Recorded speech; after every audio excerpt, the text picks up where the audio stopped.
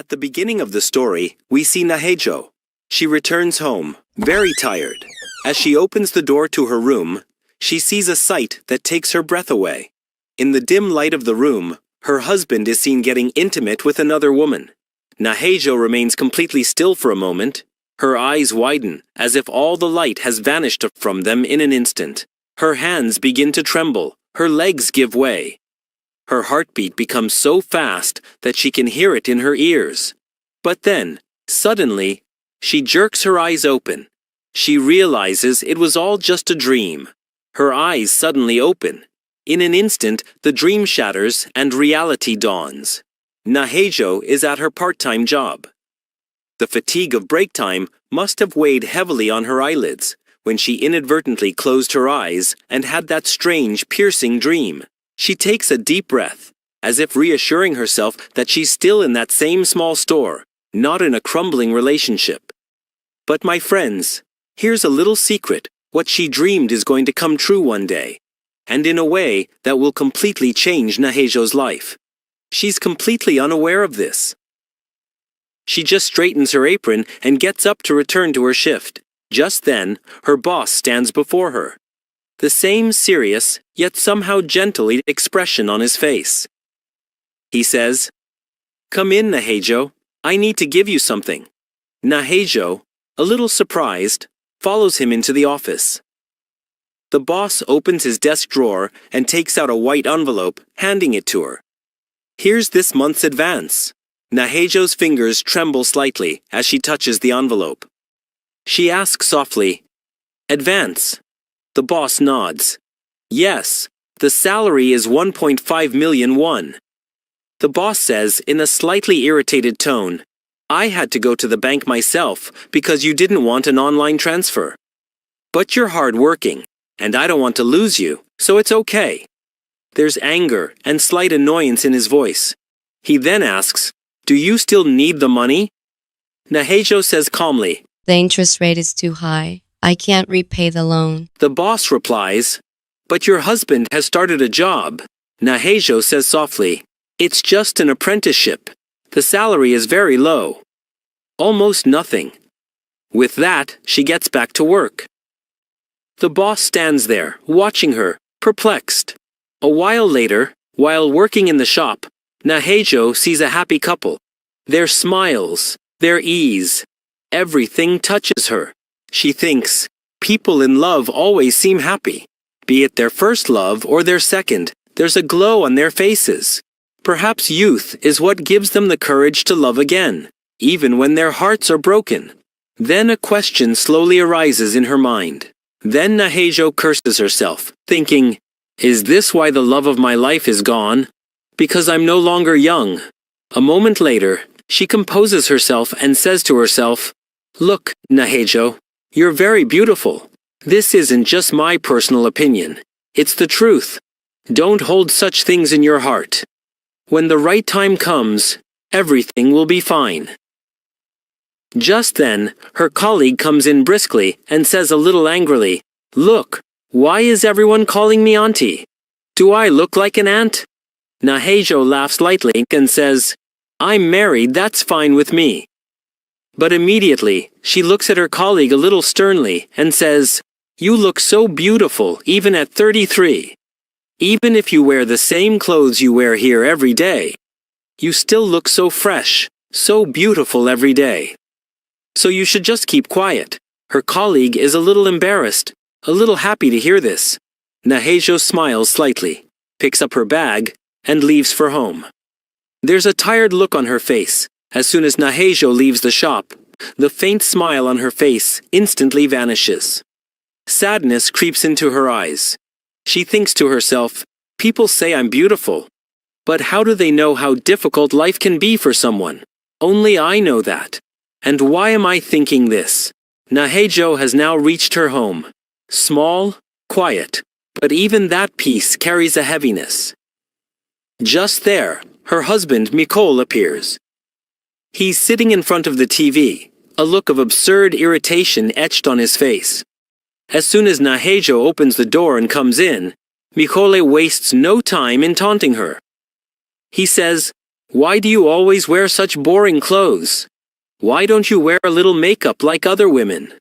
Najo's voice is very low, as if she herself is afraid that her words might sound harsh. She says, "When I can't even afford the household expenses, how can I even get makeup done?" This irritates Michelle even more. Her words become even harsher, as if Najo is the reason for her failure in every little thing. Najo remains silent. But a tired thought arises in her mind. Do you even know how much makeup costs? I'm afraid to even spend 1,001. Her face is expressionless. Oh my God. Even after working so hard, she can't even spend Rs 600. Najo, heartbroken, thinks, does love really fade with time? Have I forgotten the meaning of love? Or are you the reason I feel this way? She's thinking all this about her husband. And to be honest, Najo is right. She's working so hard, and yet her husband taunts her. It's really sad. The scene changes. Najo is back at her part-time job. Her co-worker asks, surprised, "You work at the butch shop on Sundays, then as a receptionist at a motel, and now here at the flower shop. Are you a machine?" Najo responds emotionlessly. "Quickly put on an apron. We have to open the shop." "Okay." She returns to work, but there's a clear sadness on her face, a silent pain she doesn't share with anyone. She thinks, "I've always worked. I've never taken a vacation in my entire life. I did once, and that was when I was very sick. I never asked my parents for help. I tried my best to save my marriage. And what did I get in return?"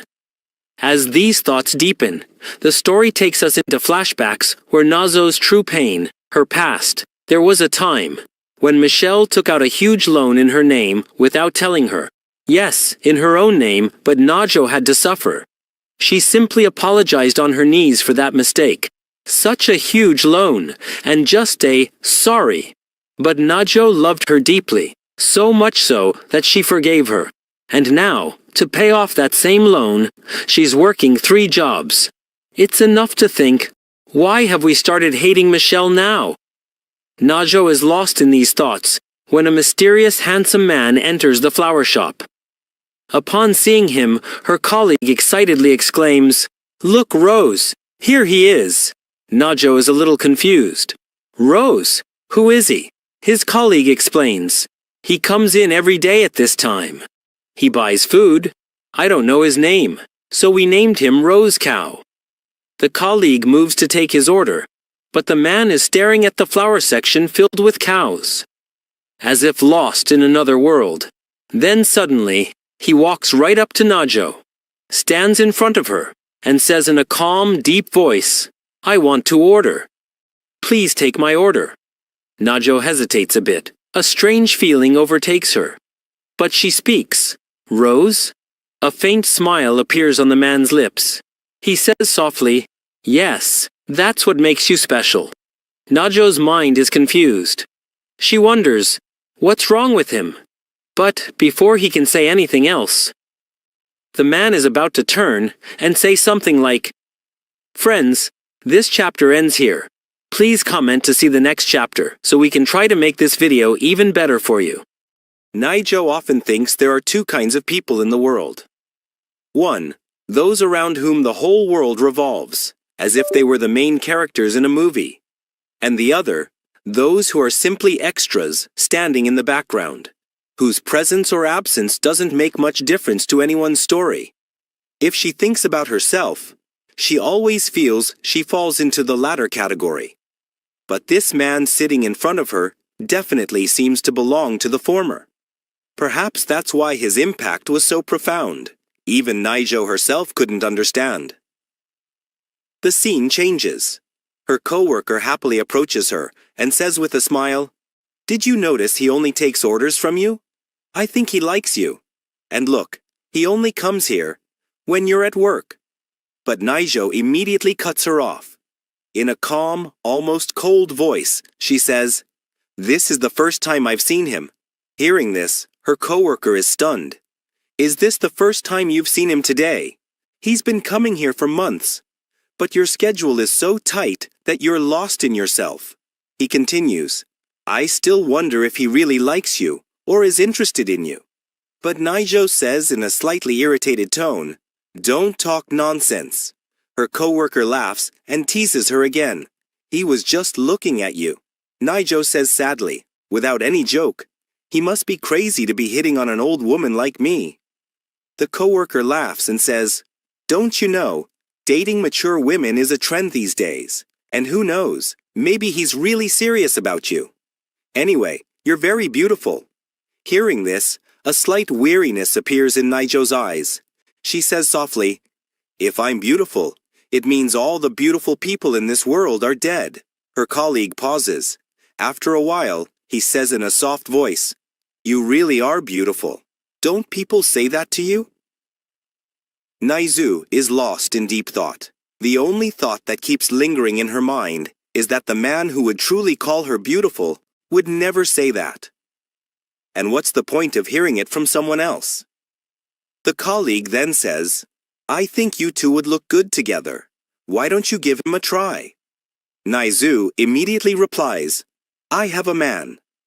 The colleague is shocked. Oh, I thought you were single. So, how is your boyfriend? He loves you, doesn't he? He really loves you, doesn't he? The scene slowly shifts. We now see Naizu's house. When Neho arrives home, just then, the door slams open.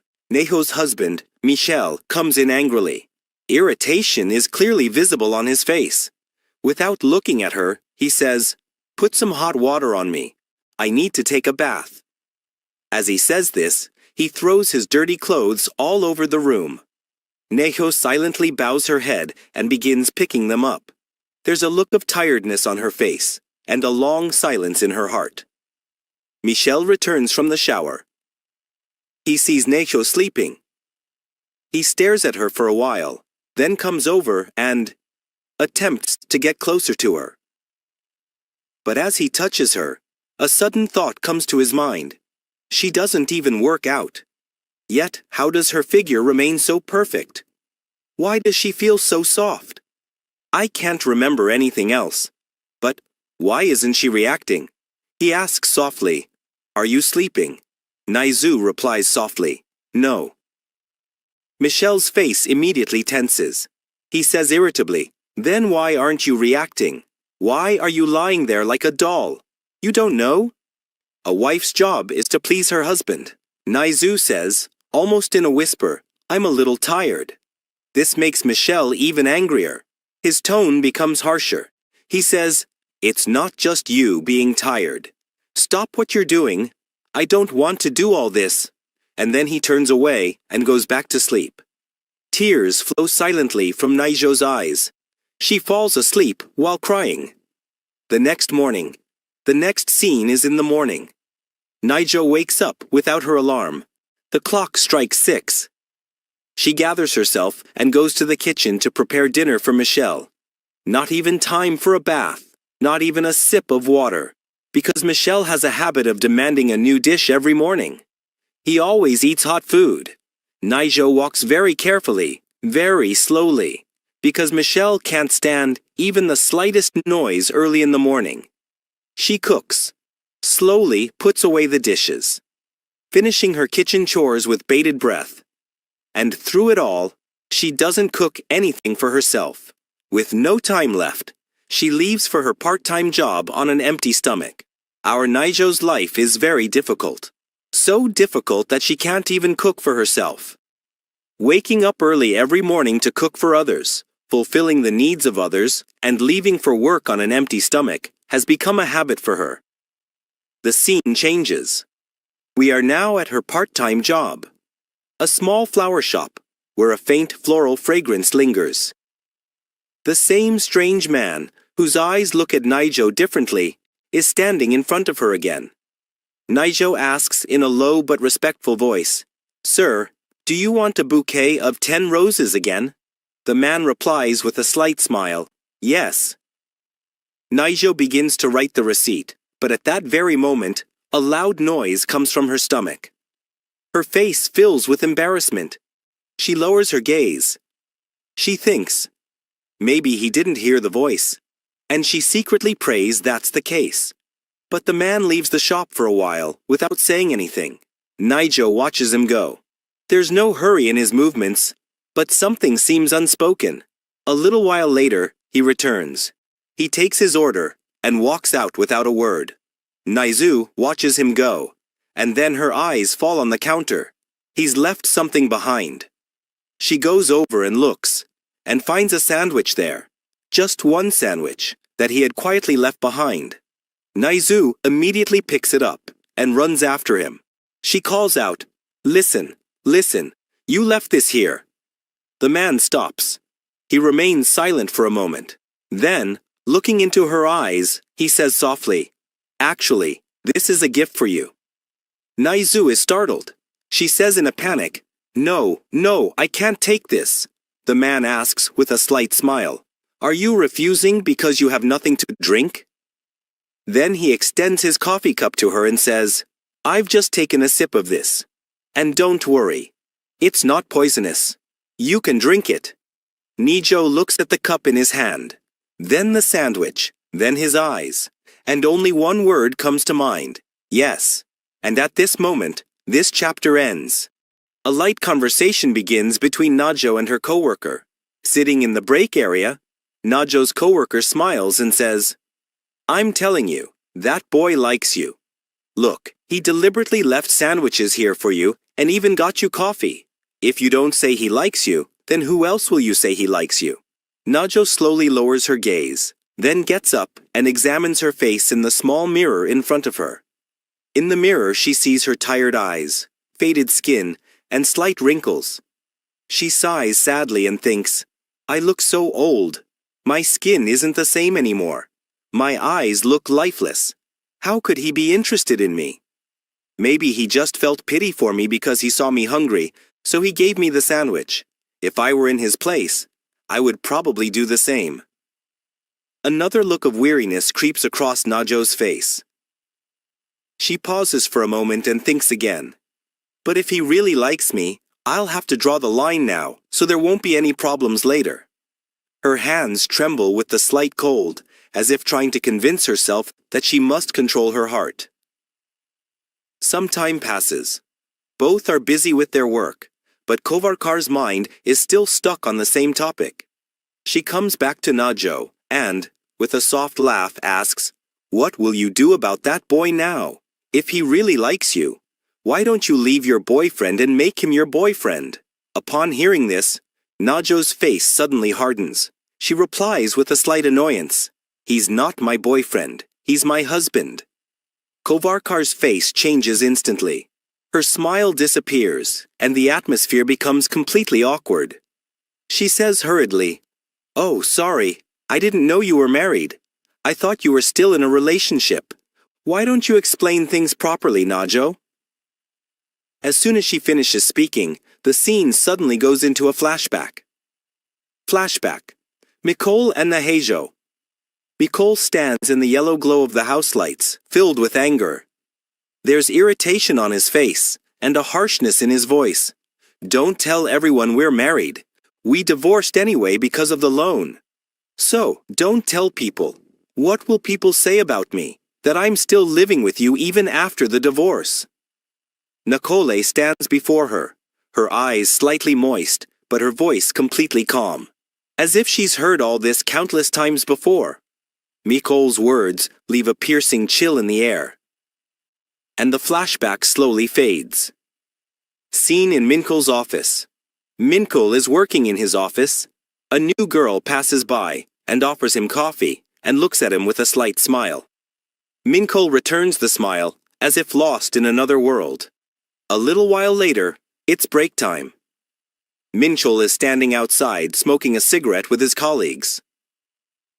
Smoke wafts through the air, and the atmosphere of conversation suddenly lightens. One of his colleagues asks him, "That new girl keeps looking at you. Have you noticed? And yes, you're 33 now, right? You should get married. You're still single, aren't you?" With a deep, almost dark smile, Minchol says without hesitation, "Yes, I am single." The colleague immediately says, "So, why don't you try it on her?" Taking a puff of his cigarette, Michol confidently says, Yes, why not? The scene cuts here. Scene changes evening. Nicole is sitting on the couch watching TV in the evening. The room is dimly lit, and the atmosphere feels strangely distant. Najo gently sits down beside him and asks in a soft voice, "How's your work going?" Nicole, without taking his eyes off the TV, speaks with attitude. "Now you're thinking about me. By the way, my work is going badly. There's a lot of pressure, so don't ask about that." Najo says in a soft, almost broken voice, "If your salary comes in, we'll be able to repay the loan quickly, and then we'll get married soon, right?" Michol becomes irritated upon hearing this. His voice tightens. "Yes, we'll get married, right? Am I running away somewhere? Don't you know that when girls talk too much, boys run away?" Nahejo falls silent upon hearing this. A faint glint of pain appears deep within her eyes, unnoticed. Some time passes. The atmosphere calms down a bit. Mincho looks at Nahejo and suddenly says in a very soft, almost sweet voice, "Nahejo, I need some money. I want to buy a nice perfume." Nahejo looks at him awkwardly and softly asks, "But where do you use perfume?" Mincho, without thinking, immediately replies with an excuse ready. "All my coworkers wear perfume. I hate that I'm the only one leaving the office without any." Nahejo then softly asks, "Well, how much will it cost?" Mincho speaks in a casual tone, $1,200. Nahejo is shocked and whispers, "Why so expensive?" Mincho, irritated by this, says, "I want branded. I won't buy it just anywhere. Leave it. If you don't want it, don't give it to me." He turns back to the TV as if Nahejo doesn't exist. Scene changes the next morning. The soft morning light falls on the bills scattered on the table. Nahejo sits, counting her monthly expenses. There's a look of weariness on her face, worry in her eyes, and a quiet fear in her heart. She thinks, "This month has already cost a lot. I had to buy a new suit for Minchol, then I had to buy him branded shoes. Everything's so expensive." Her heart grows heavier as she adds up the numbers on the paper. She finally takes a deep, tired breath and decides, this month she'll have to work more overtime. She's already working 3 jobs, and now she'll have to work overtime on that one too. Because she needs to give Minchol $12,000 so she can buy perfume and be happy. Man, this is a very toxic relationship. The girl who is herself falling apart is the one who's trying to take care of everyone else. But Najo quietly gets up, opens the cupboard, and takes out her emergency money and gently slips it into Michol's pocket. Her face is blank, as if she can't bear to face her own pain. Scene shift. A dark alley. Streetlights flicker in the dark, narrow alley. 2 boys are seen walking. One boy asks the other, "How did you manage to invite me to dinner today? And why do you want to eat at such a cheap place?" The other boy's voice becomes recognizable. It's him, Rose Guy. He says with a slight smile, "Well, I'm inviting the others too." But the glint in his eyes says something else. Now they enter the restaurant. A small, simple restaurant. It's crowded, noisy, and in a corner, Najo is working in a waiter's uniform. A slight tiredness on her face, but still trying her best to maintain a smile. Just then, Rose Guy and her group enter the restaurant. A girl in the group stands in front. Nahejo asks in a professional tone, "Okay, how many tables do you need?" And then her gaze lands squarely on Rose Guy. In that moment, time seems to stop for a second. Nahejo's breath catches. There's something in Rose Guy's eyes that she can't understand. But he's watching, very intently, very deeply. The scene freezes. Was he the one who ruined their relationship? Nasu was thinking this when a voice came from behind her. The voice said a customer had arrived. She immediately turned, greeted him, and asked how many people were there. Just then, her gaze shifted and she stopped. She saw him. Her heart skipped a beat as she recognized him. She realized it was the Rose Boy. As the Rose Boy passed by with his friends, The waitress ordered a table for 4. The girl replied, "Yes, they're a group of 4. Naso apologized lightly and explained that she was just a little lost. Then she gestured for them to sit down. While cooking, she remembered her friend's words that the rose boy might like her. She figured she wasn't interested in him. She had never even considered it, nor had she ever felt the need for such attention. Still, she felt embarrassed that the boy had overheard their conversation. The strange thing is that she finds it difficult to even look at him now. She thinks the girl sitting next to her must be his girlfriend because they look good together. She thinks he always brings her bouquets. Working with Kauvarkar, Neho never knows when a topic will arise. She tries to control herself. Just then, Haji calls out to the rose boy and asks what he's looking at, because he's been staring at one thing for so long. The boy sitting next to her says, "Haji, you know, the rose boys aren't interested in you at all. They just spend quality time with you. And that's what he wants to do with you. That's why he's kept you with him. He understands that whether he looks away or nods, you just do your work, eat your food, and be nice. Why do you keep staring at the rose boy's face?"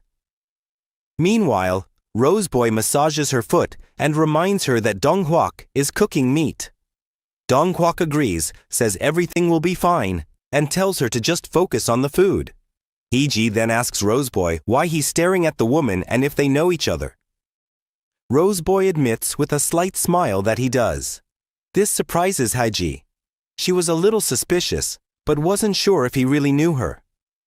The scene changes and Neju arrives home. She's doing housework when she sees Mikul's torn t-shirt. She thinks he'll be angry, and she just bought it a while ago. Throwing it away feels wrong to her, so she decides to sew it. Mikul, lying down, asks what Neju is doing instead of resting. Neju explains that she's sewing. Mikul eagerly takes the cloth and says it's useless. He then asks if she's really asking him to buy clothes right now. If so, she should forget it. Naju asks why she should throw it away.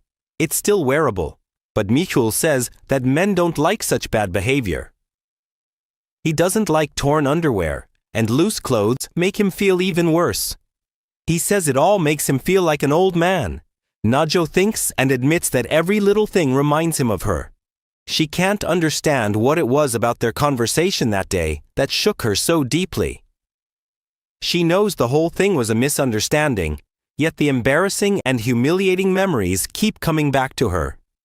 She tries to forget them, but they keep coming back. Najo asks Mikul to return the clothes. Mikul sighs and says that no matter what he says, Nahu always looks sad. He pulls her aside and says that she has no charm, no mood, and no understanding of being a woman. Yet, despite all this, he still wants to be with her. He says that Nahu is the only one for him.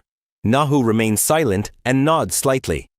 The cold winter wind beats against the walls of their semi-basement apartment, stinging her skin. Tucked away in a cramped and dilapidated house, their life is bland and full of misfortune. Najo doesn't like it, but she endures it for him.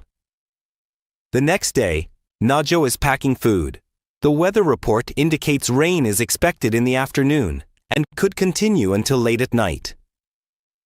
Nahu thinks it might rain until evening, so she decides to take an umbrella.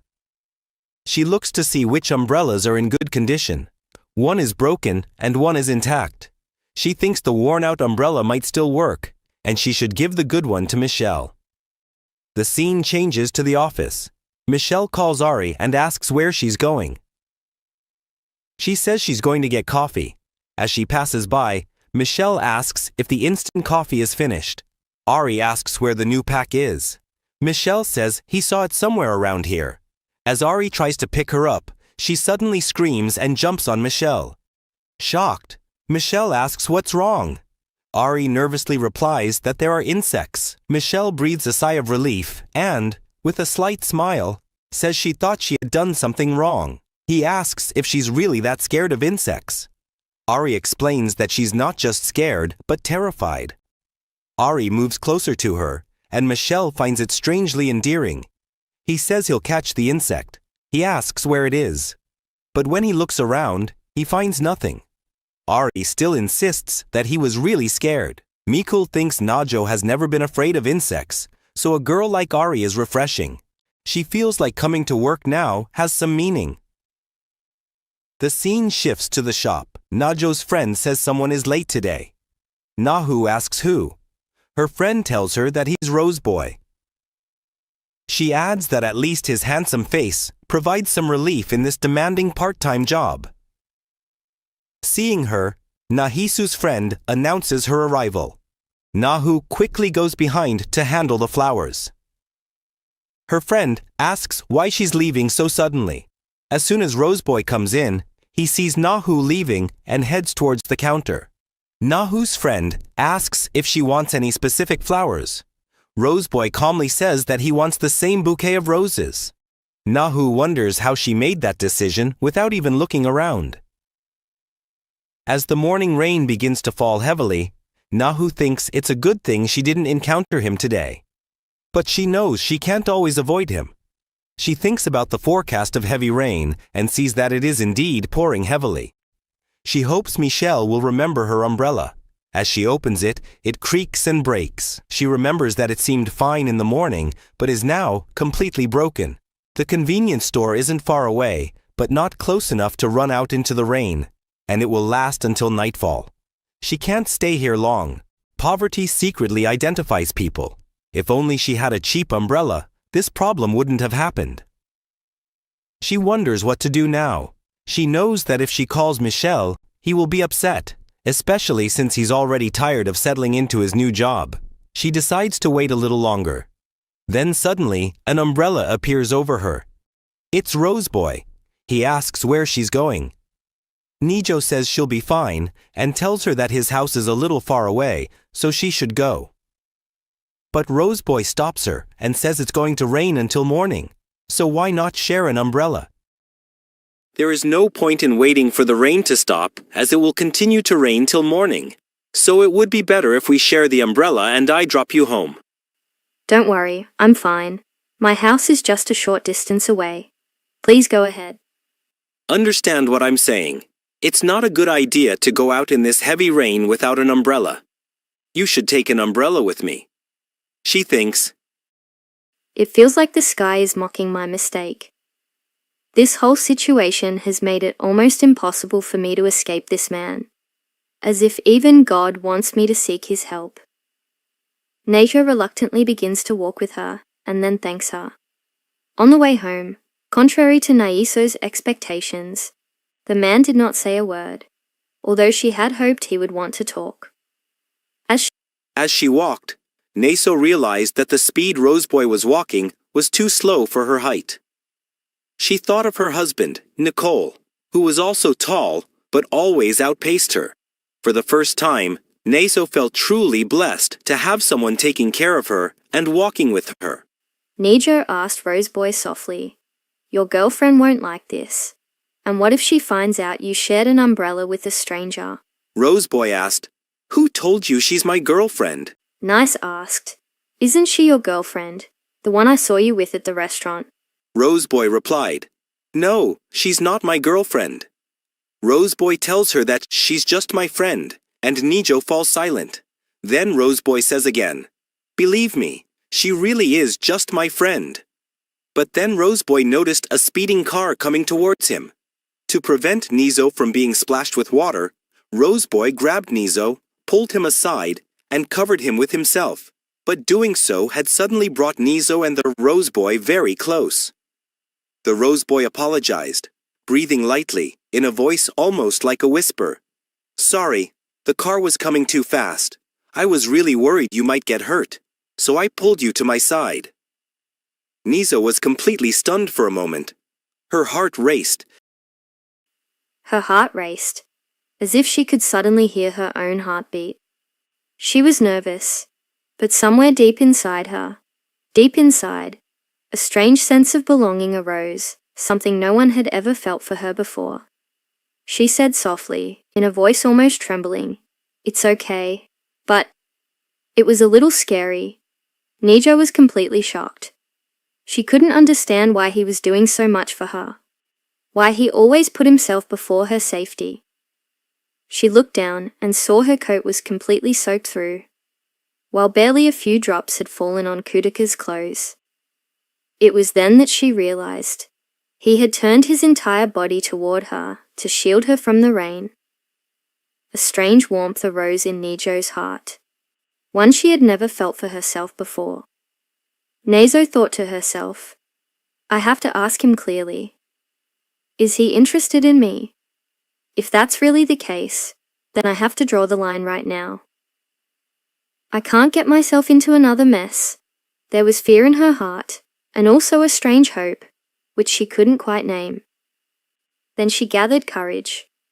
Her voice was slow, soft, and a little shaky, as if she herself was afraid of the answer. You. She paused, her eyes searching the Rose Boy's face. Why are you so kind to me? The Rose Boy looked her straight in the eyes and said, And I really want to get to know you. Nijo immediately lowered his gaze. No, she said softly. There's no need for that. The Rose Boy paused, slightly furrowing his brow. What do you mean? You're young, and popular with women, he said, his voice quivering slightly. Then, why is a guy your age trying to date an older woman like me? The Rose Boy said without hesitation, If I'm young and popular with women, then why can't I be with an older woman? But Nijo held his heart and arms. She said softly but firmly, No. You can't. Nezo gently raised his hand to stop her. I'm home, she said softly. Then after a brief hesitation he added, And thank you for driving me this far. The Rose Boy looked into her eyes, as if trying to read every emotion hidden behind her words. Then he asked, Do you really want to remain strangers? Nezo remained completely silent for a few seconds. Her breathing had slowed, and hesitation was clearly visible on her face. But in the end, she said the same thing. We will remain strangers. There was no breakdown, no anger on the Rose Boy's face, just a calm, cold acceptance. Okay, he said simply, and then left without looking back. The sound of his footsteps slowly faded away, and Nezo stood there, completely stunned. She thought he would try to stop her, put in a little pressure, or at least ask why she said that. But the man pulled his heart back together and walked away, much more easily than Nezo had expected. His final reply, strangely conciliatory, without argument, without question, shook Nezo to the core. She couldn't understand whether she should feel relief, or something, the pain of loss. And then she slowly walked towards her house. But with her steps, the same question kept revolving in her mind. Why is he so interested in me? Maybe it's because he's young. And sometimes young people just chase after curiosity. Nezo said to himself, maybe it's the same thing. Just a curiosity.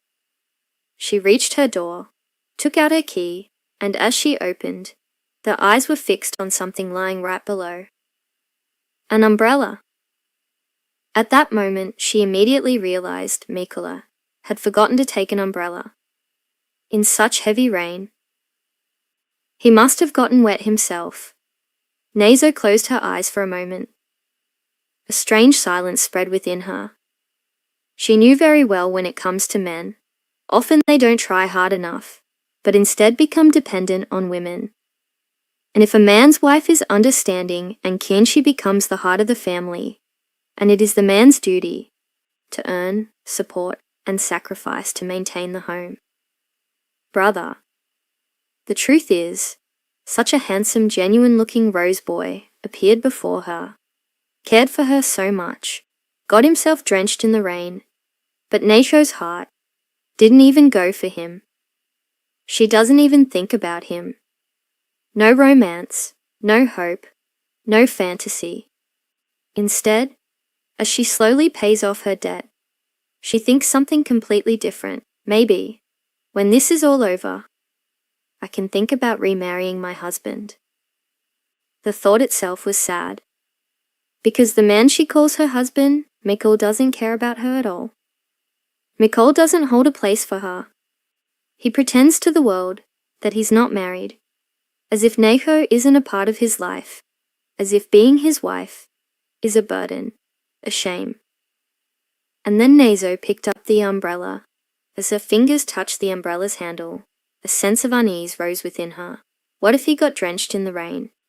Thinking of this, she set out, walking slowly towards his company. The night breeze brushed her face, and each step seemed to carry an unspoken worry. She walked a long distance. Several stops. After a while, she took out her phone and called him. The ringtone rang 2 or 3 times. And then suddenly, the call was disconnected.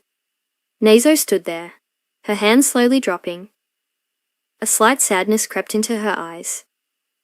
It seems our paths have parted here, she said to herself. She thinks he didn't even see the message I sent. Maybe his phone battery died, but at the same time, I shouldn't have come here for someone like that without confirming it. Maybe I was overthinking it. But then, Neiko's steps suddenly stop. Her gaze involuntarily flickers forward, and what she sees is Mikol. He was coming toward her, but not alone. He had a girl with him. The two, under the same umbrella, walking very close together.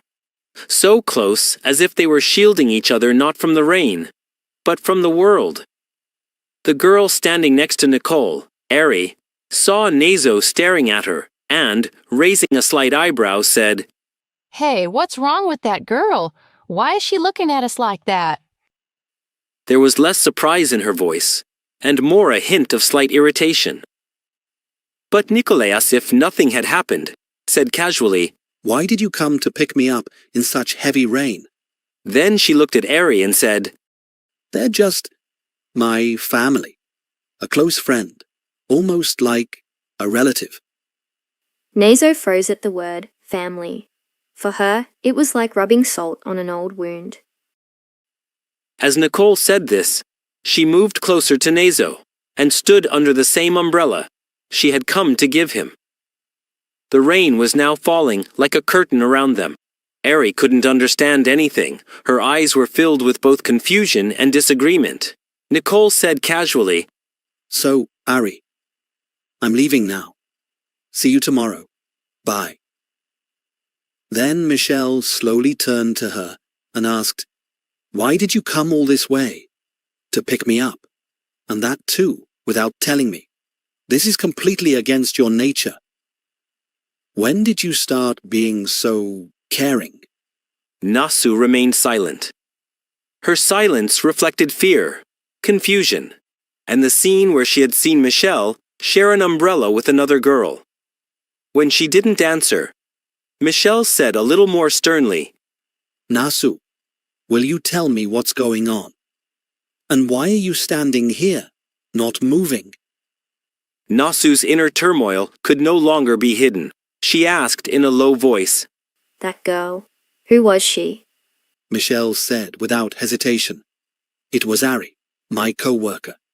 But, as soon as she saw the expression on Nasu's face, insecurity, doubt, and a hint of fear, she took a deep breath and asked, "Do you really think that everything is based solely on attraction between a boy and a girl?"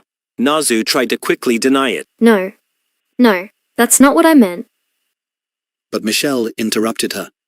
"Okay, calm down. You're overthinking it," she said softly, but clearly. "Maybe it's because you have few friends, or people to talk to. Very few." Nasu fell even quieter after hearing her words. Because it was true somehow. Michelle continued. "Look, all this wasn't common before, but nowadays, friendships between boys and girls, closeness between co-workers, and various relationships are perfectly normal." He pleaded with her not to say something so embarrassing and walked away, leaving Naijo there in thought. The Rose Boy's words, that he wanted to know her, still echoed in her ears. It was as if someone slow breathing under an umbrella, a faint whisper that touched the softest part of the heart. Naijo took a few steps forward, then stopped. The umbrella still held her fingers in its cold grip, but warmth had filled her heart. Now she realized she had missed an opportunity that was perhaps meant for her, but she couldn't seize it. The Rose Boy's hesitation, the slight glint in his eyes, and the broken sentence that he wanted to know her kept coming back to her. For the first time, Naijo understood that this wasn't just a chance to talk, but to open her heart. The next day, both Naijo and her co-worker were exhausted. The co-worker complained that it wasn't even peak season, yet so many group orders were coming in. She whispered that customers should pay extra for such demands. Naijo looked at her and calmly told her to rest. She would handle all the orders herself. Relief momentarily appeared in the worker's eyes. Grateful, Naijo secretly wished that the day would be quiet and that no new customers would come, except for Rose's. Seeing Rose's face always filled her with an unknown sense of courage. Just then, the door opened, and both were startled when Roseboy entered. She gave the co-worker just a brief glance. It seemed almost crazy to the co-worker That Roseboy had actually come, and that he looked as handsome today as he had last seen her. The worker smiled and said she would be resting, and told the Roseboy to place the order with Nasu. Instead of ordering, he quietly passed by Nasu, completely ignoring her. Friends, this is where today's chapter ends. The story is about to take an even more interesting turn, and to find out what happens next, subscribe to the channel and press the bell icon. If you enjoyed this video, please like it so we can work harder and harder to bring you new episodes. We can work harder and harder to bring you new episodes. 2 weeks passed. Menshal was now staying at work longer and even staying out on weekends. Life went on as usual. Nahu continued with her work. Roseboy no longer spoke to Nahu, as he himself had said. Nahu felt a little bad about his behavior. Even though she had made the decision to stay away, there was still hope deep inside. Perhaps she had mistakenly assumed he loved her. But perhaps it was for the best. If her feelings had been true, it would have hurt even more. Menshal no longer even responded to Nahu's messages. She would go to sleep before he came home, and leave in the morning before he woke up. Slowly, her days and nights began to fade into silence. One day, Nahu was serving at a table where a man was celebrating his divorce. The man had already drunk too much. He was loudly boasting to his friends that his life was now set, would now flirt with young women. His friends were laughing. Dirty jokes were being told, and the atmosphere was gradually becoming more and more vile. Suddenly, the drunk man's eyes fell on Nahu. He looked her up and down, and thought it would be very flattering to get her attention. He called out loudly to Nahu, and demanded that she have a drink with him. Nahu was a little scared. Her heart raced. She didn't like this behavior at all. She politely refused. And then, the man started shouting, threatening to complain and have the diner shut down. The owner immediately came running. He asked, "What happened?" Some customers supported Nahu. They clearly stated that the man was being rude to her. The drunk man became even more enraged. He shouted, "I'm a regular customer. Serve me the way I want, or else I'll stop coming here." The owner begged for forgiveness and said dinner was free for him. But that wasn't enough for the man. He crossed all boundaries and said, "That girl should get down on her knees and say sorry." The owner was arguing with him. But before he could speak, Nahu herself got down on her knees. She softly said, "Sorry." She didn't want her boss to have any problems because of her. There was no shame on her face, only a heavy sense of exhaustion and fear. The boss immediately grabbed her hand, lifted her up, and said, "Don't do this. It's not your fault." But it was too late. Later, the owner scolded her. She said she was wrong to bow down to that rude man. He didn't want Nahu to be insulted like that. He cared for Nahu, genuinely, from the heart. And that night, for the first time, Nahu realized that even silence sometimes feels as heavy as a scream. Because he knew Nahu was already living a tough life. There are many people in this world who hurt others without reason. The boss's concern brought Nahu some relief. She smiled slightly and said that everything was fine. At least they hadn't lost a regular customer. Nahu had been facing hardship since childhood. So now she didn't take such incidents to heart. She had developed a habit of silently swallowing the pain. The boss offered to drop her home. Nahu softly said that she had to leave for her next job. The boss asked in surprise, "When do you rest?" Then he paused and softly said, "Do you have so many days off?" Hearing this, Nahu's heart fluttered slightly. She remembered that day. When the day collectors had come to their house for the first time, they had destroyed everything and turned the house into a place of terror with all sorts of threats. She was completely devastated at that moment. And in that broken state, Menshul had held her, crying, and said that he would pay all the debts, and then they could start a happy life. But the reality was far from that promise. Nahu simply replied to the boss, "Yes, now she lives every day in fear of the dead collectors. Over there, on the other side of the street." The same drunk man was staggering home. He was telling his friends on the phone how much he loved it, when the waitress knelt in front of him. He laughed and said, "Now that girl will be nicer to me next time. She knows not to upset me." She didn't realize that someone was following her. Fresh footsteps came from behind. She didn't even look back. Suddenly, someone hit him so hard that he fell straight onto the road. He screamed, "Who dared touch me?" Someone grabbed his hair and lifted his head. A cold, calm voice called out, "Do you want to die?" The drunk man pushed the stranger's hand away and angrily shouted that he would teach him a lesson. He raised his hand and slapped him.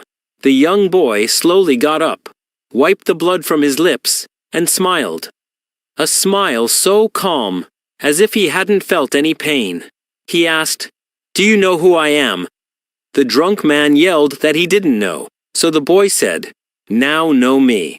And the next moment, blood sprayed through the air, as if someone had cut the night in two.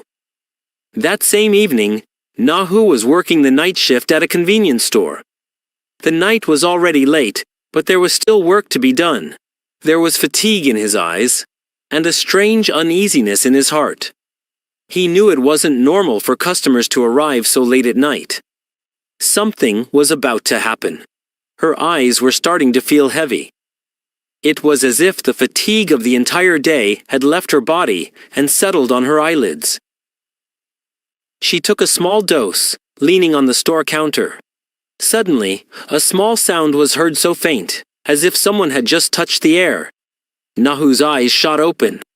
She slowly regained her breath and was about to say hello when her eyes fell on the man standing in front of her, and she paused for a moment.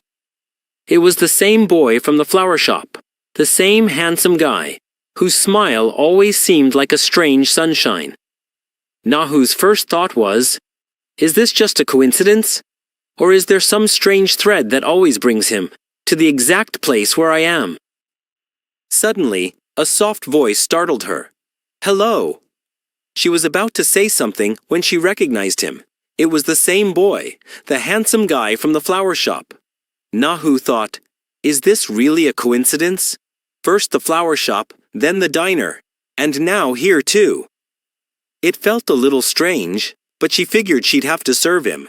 The boy was just standing with a pack of bandages on the counter. His face was covered in wounds. A slight worry rose in Nahu's heart.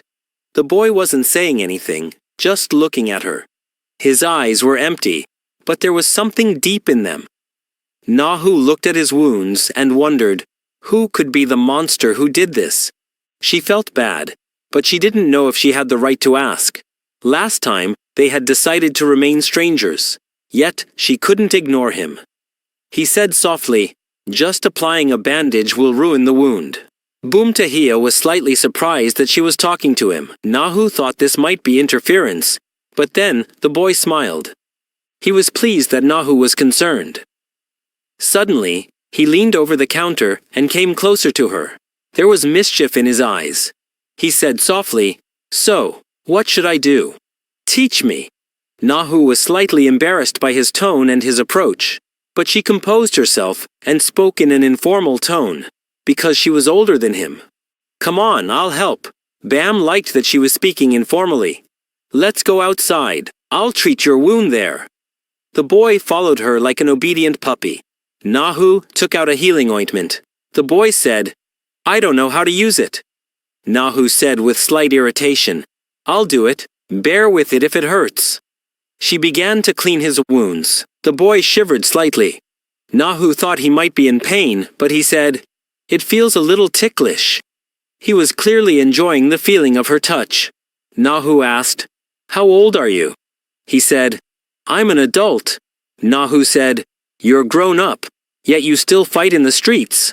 Boomtahia said softly, "It's not my fault. Life is like this. There's less happiness. There are problems at home too." His words touched Nahu's heart. She remembered their past, the same loneliness, the same fatigue. She felt they were alike. She looked into his eyes. There was sadness, a hidden pain. Nahu said softly, "Last time you asked if we could meet. Come on, let's meet now." The boy's eyes lit up. "Can I call you Nona?" Nahu immediately refused. "I'm older than you. Call me Nahu." He smiled. He liked the connection. He extended his phone and said, "Add contact." Everything went smoothly and well that evening. At Michelle's office, the company party continued late that night. Colleagues were all drinking. Marshall had drunk so much that she had no idea how much she had. Ari kept looking at her glass. She couldn't tell what she was drinking, but she felt it was wrong to ignore her boss's instructions. Secretly, Marshall replaced her glass with water. Ari looked at her in surprise. He hadn't expected it, but this small gesture touched him. Colleagues jokingly asked, "What type of girl don't you like?" Marshall laughed and said, "I don't like those old ladies, who always look tired and listless. I like young girls, who take care of themselves, wear nice lingerie." He immediately remembered Nahu. Her dull look, her tired eyes. He thought to himself, perhaps that's the type that irritates him the most. Colleagues laughed. "It seems you're just hanging out with someone like that." Marshall laughed lightly and said, "I only like beautiful young girls." Hearing this, his own mood suddenly became heavy. Ari listened to their conversation and for a moment realized she was exactly the type Machal liked. A slight tinge of hope rose in her heart. She liked Machal and wished he looked at her the same way. Meanwhile, Nahu was looking at her phone. A few days ago, she and Boomtahia had exchanged numbers. Today she thought maybe she should try to understand him a little more. Then the boy himself started messaging her. Nahu found his name a bit unusual again, but there was a sincerity in his messages. Machal, on the other hand, hadn't responded to her messages yet. Nahu thought she might be busy with work, so she decided not to disturb her. The party ended late. Ari was so drunk she could barely stand on her own, so Machal went to drop her home. Her steps were faltering on the way. Suddenly, Ari grabbed her hand and rested his head on her shoulder. She said softly, "You're not like all the other men." Her voice was intoxicated, but the feeling was genuine. Gathering some courage, she confessed that she had liked Machal for a long time. She held his hand tightly and said, "Come to my house." That night, Machal didn't reply to Nahu. He came home late and went straight to sleep without thinking. Nahu thought Mitchell might be busy, but in reality, he was with Ari, sleeping soundly in her arms. On the other hand, Nahu was heading home, exhausted, after finishing her night shift. She hadn't rested for a minute the entire night. Arriving home, she quietly entered so as not to wake Mitchell, but her steps froze. The house was empty. Mitchell wasn't there. He was still sleeping in Ari's arms. In the morning, Mitchell called. He said the corporate party had run long, and he was staying at a nearby bathhouse. He was also upset that Nahu was worrying about him. He said he was going straight to work and hung up. Nahu felt she had overreacted. She hadn't even realized her husband could lie. Meanwhile, Mitchell hugged Ari and left for work without hesitation, completely happy with last night. A new morning. Jimu. A boy was walking about his work, looking down. Suddenly, someone approached him and called his name. He stopped. It was Bom Taiha. Jimu said a soft, "Hello." He was surprised that Taiha recognized him after all these years. Bom was popular at school. Jimu a nerd. Yet Bom had never been a bully. Jimu asked in a friendly tone, "What was the matter?" Bom smiled, completely casual. "Let's switch shoes." Jimu was stunned. His cheap sneakers were nothing compared to Bom's expensive ones. He thought it might be a joke, but he agreed anyway. They exchanged shoes. It was beneficial for Jimu, and Bom thanked him. Taiha was sitting alone a little distance away, listening to music. Just then, Hiji came up to him. "What are you listening to?" He said. "Will you listen?" "To a love song from an old band, Ajuma." Hiji was surprised. No one listens to songs like that anymore. Bom said, "I like them." Noticing his cheap sneakers, she asked, "What happened to the shoes?" He smiled. "I like them just like that." Just then, their friends passed by. They were jealous. "Why is every girl crazy about Bom Taiha?" Don said, "Girls just like his face." They laughed and said that Bom Taiha would steal Hiji too. The jealousy and anger were evident in their eyes. Flower store. Nahu. Nahu was waiting on customers at the store. Her coworker said that maybe she was wrong. That handsome guy probably doesn't like Nahu. Now he doesn't even want Nahu to serve him. Nahu took a deep breath. The thought crossed her mind. Will he come today? She remembered the previous night, but didn't tell her friend. Just then, a familiar face appeared at the door. Bom Taiha. He walked straight toward Nahu. Confident, a slight smile, and the wounds on his face still looking fresh. Her colleague was astonished. Who had disfigured such a beautiful face? Bom said, "I'm here to buy flowers." He came a little closer, a slight smile. Nahu hesitated. He asked, "What kind of flowers?" He said playfully, "You should know. We know each other now." Nahu began making a bouquet of roses. The boy stood there, just looking at her. Her friends sensed a flirty atmosphere between them. Suddenly, Bom Taiha asked, "Are you free after work?" Nahu was embarrassed. She said, "Do you want me to scold you?" Taya thought to herself, "Yeah, it would be nice if I scolded you too," and smiled. Nahu finished work at the flower store. Bom Taiha was waiting for her at the door. Nahu had her next job, but she wanted to spend a little more time with him. He said, "I remember you also work at the meat counter. I'll drop you off." Jokingly, he said, "You just met me, and you don't have time for me."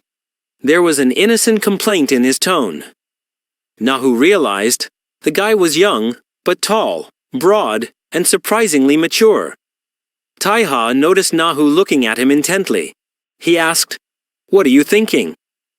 Nahu said, "You're very tall, that's all." He laughed. He said, "You're good at this." Then, with a dramatic flourish, he said, "I got a little jealous." Nahu was surprised. Jealous for what?